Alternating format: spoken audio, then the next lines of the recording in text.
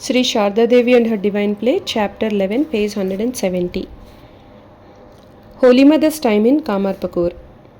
It is extremely difficult to ascertain how long Holy Mother stayed in Kamarpakur, given that she travelled frequently. According to M's diary and the biography by Swami Gambhirananda, Holy Mother lived in Kamarpakur from September 1887 to May 1888, and then from February 1889 to February 1890. While in Kamarpakur, from time to time she visited Jairam Bhati. Between May 1888 and February 1889, she went to Calcutta, Belur and Puri. The following incidents probably took place in Kamarpakur between February 1889 and February 1890. Harish, a devotee of Ramakrishna, had stayed with the master at Dakshineshwar from time to time. His wife was greatly disturbed by his indifference to the family, so she gave him a strong drug to divert his mind to worldly life. This affected his brain. During this period, Harish arrived at Kamarpakur in a deranged state of mind and began to act abnormally. Holy Mother was worried, so she wrote to the young disciples at the Baranagar Mutt. But before they could take any action, Harish lost control of himself. Holy Mother later described that incident. Once Harish came to Kamarpakur and stayed for some days. One day, as I entered the compound of our home after visiting a neighbor, Harish began to chase me. He was then insane. His wife had brought about this condition. There was no one in our house and no place to escape. In a helpless state, I began to walk fast around our granary. He pursued me. After going around 7 times, I stopped. I assumed my real form, laid him on the ground, placed my knees on his chest and then held his tongue and began slapping him hard. He began to gasp for breath. My fingers became red. According to some, she assumed the form of Bagala, one of the 10 forms of the Mother Durga. Bagala is described as the destroyer of demons.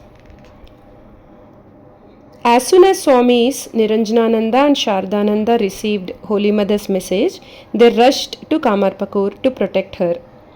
She told them to take Harish to Calcutta. Harish knew that Niranjanananda was very strong and would not tolerate any kind of misbehavior. When he saw Niranjanananda, he was so frightened that he left for Vrindavan without causing any further trouble. By God's grace, he later recovered from his mental illness. Holy Mother's financial condition improved during 1889 and 1890. The Master's women devotees and a couple of men devotees in Calcutta raised some money and began to support her. It was a common practice in villages for men to go to the market. Generally, high caste women did not go. Holy Mother could now hire a maidservant to buy groceries for her and do other errands. The rice that she received from her share of the Master's family estate was more than sufficient for her needs, so she donated the surplus to the poor. She would cook some extra food during lunch to save for her maid, who ate in the afternoon. No guest or beggar left Holy Mother's door without receiving something. During the annual fall festival of Mother Shitala, Holy Mother cooked food to offer to the deity and served the prasad to the Brahmins in the village. During this period, a monk from Orissa came to Kamarpakur. Prasannamayi was a very pious woman and she arranged for him to stay in a cottage near her house. Holy Mother and other villagers were very fond of the monk and took care of his needs. However, Some undisciplined and rowdy young men in the village did not like him and tried to force him to leave. When the monk decided to leave, Holy Mother and some villagers came forward to help him. At Holy Mother's request, the villagers began building a cottage for the monk at the southwest corner of the Haldarpukur. It was the beginning of the rainy season, and the thick clouds were about to pour rain. Holy Mother fervently prayed to the Master, Master, please save the situation. Let this monk's thatched hut be completed, and then it can rain as much as you like.